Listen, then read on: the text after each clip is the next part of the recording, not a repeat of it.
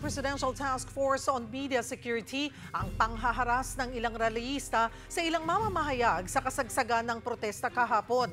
Sa kabila niyan, ayon sa PNP, generally peaceful pa rin ang sitwasyon. Magbabalita si Gary De Leon. Nagliparan ang mga bato at bote sa Ayala Bridge sa Maynila sa gitna ng protesta kontra korupsyon nitong linggo. Pinuntirya rin nila ang gulong ng container van na hinarang ng mga pulis sa kalsada. May kinuha pa silang motor ng pulis at sabay na sinunog. Tumulong naman ang BFP para apulain ng apoy. Para mapaatras sa mga rallyista, may nagagis pa ng paputok. May isa namang nakaagaw sa panangga ng pulis kaya nagkapisikalan sila. Sandaling humupa ang tensyon pero makalipas ang ilang minuto, nagbalikan ang mga kabataan para batuhin ang mga pulis. Dito na nila pinagdadakip ang mga nanggugulo.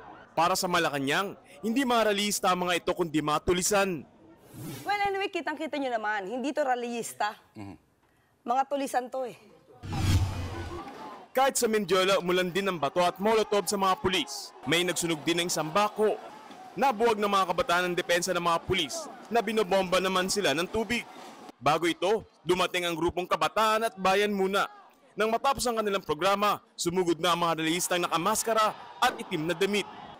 Gumamit na ng tear gas sa mga pulis para maitaboy sila. Nagkaroon ng habulan at may mga nasugatan. May mga nahuli na galit dahil nadamay lang daw sila. May karapatan ako, sir. Maximum tolerance daw ang pinatupad ng mga pulis, pero ibang usapan kung malalagay sa alanganin ng seguridad ng Malacanang. Kailangan namin protektahan ang bansa natin.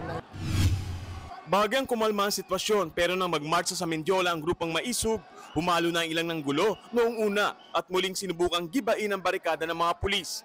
Muling nagkahabulan, may mga dinakip na rin at maraming kabataan ang naaresto. Umabot ng gabi ang protesta.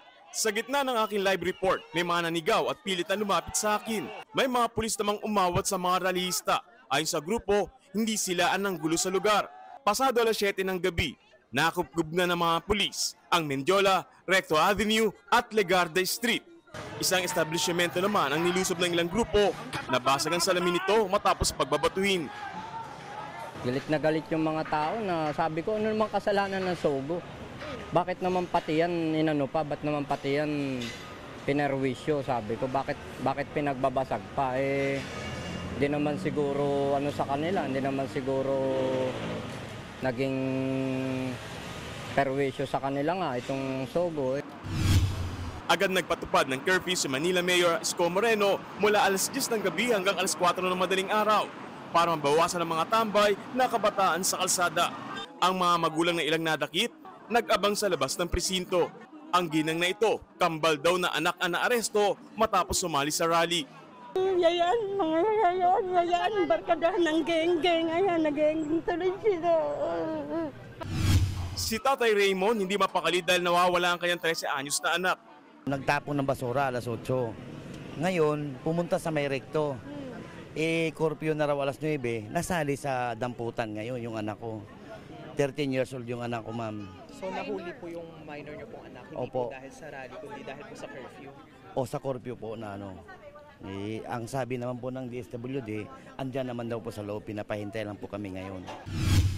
Ayon sa Manila Police District, 51 ang nadakip sa panggugulo sa Ayala Bridge. Higit 100 sa kanila menor de edad. 21 naman ang naaresto sa Mendiola na kanabibilangan ng 7 kabataan. Habang sa gulo sa Recto Avenue, 41 ang nahuli at higit kalahati ang menor. Wala po tayong makitang ibang layunin, kundi po manggulo po talaga sila at manira po ng mga kagamit at manakit po ng mga pulis. Aabot naman sa 73 pulis ang nasaktan sa gulo. 18 ang dinala sa ospital at may kinakailangang operahan dahil sa tinamong sugat. Tinitingnan naman daw ng MPD ang report na may mga estudyante umanong nawawala. Marami po tayong kuha ng mga CCTV kahit yung mga kaibigan po natin sa mga media. Nakita din naman po nila. Hindi po natin gagawin ng mga aresto tayo ng mga individual na wala po talagang direktang kinalaman.